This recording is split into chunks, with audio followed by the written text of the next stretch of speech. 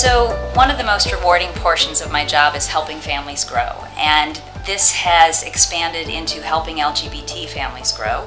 And we have so many more options today because of the advancements that we've had in fertility treatment. So with the advent of being able to freeze sperm, we can work with sperm donation and quarantining sperm to make it safe.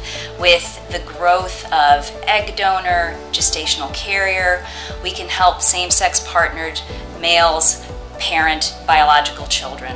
And with the ability to freeze eggs and sperm, we can help people planning a transgender transformation freeze options for the future should they choose to parent. And so when I meet with a couple who is same-sex partnered male, we have a lot of things to discuss. One is, will one or both provide sperm? And then we will be working with an egg donor and a gestational carrier. So choices in egg donors include, will the egg donor be someone they know, or will it be an anonymous egg donor? And if it's an anonymous egg donor, what are their wishes in that egg donor? Because we can work with fresh egg donations of egg donors currently available in our practice, or if there's something specific that they're looking for beyond what we have in our practice, they can work with frozen eggs. From the standpoint of a gestational carrier, of course this is going to be someone who they will come to know, but they get to choose whether it's someone they know already who will be screened for the process, or someone that they'll come to know through their journey together toward parenting.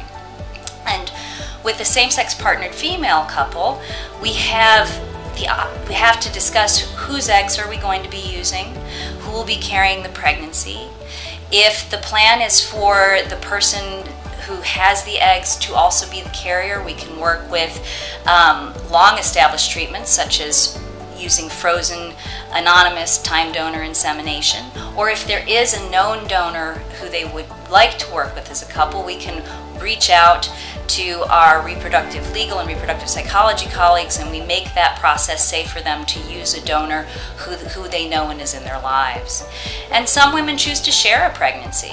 One will be the egg provider, and through egg donation she can donate eggs to her partner, and her partner can carry embryos created from her partner's eggs and a sperm donor.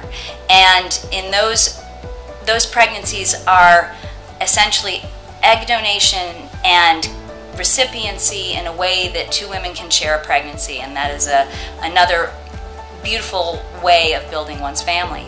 Now, in all of these processes, it is important not only to think about what is our family vision, how are we going to get there with the technology, but it is critically important to protect the families that we create. And that is why with the advent of marriage equality, there are a lot of protections that have now grown for LGBT families.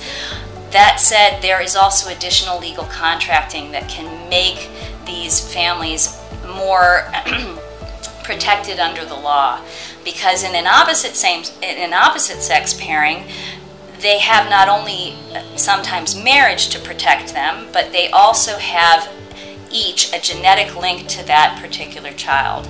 And when working with same-sex partners, there will always be a donor in the mix, which sometimes can make additional contracting necessary in order to have those same legal protections as married opposite-sex patients. Now, for those folks considering a transgender journey, one of the most important things that we try to communicate to them as they're considering their future options is making certain that they think about egg freezing or think about sperm freezing before they start their hormone treatment. The hormone treatment involved in transition will affect egg and sperm quality, and so the options for future parenting are much more attainable if you consider freezing your eggs and sperm before you start your hormones.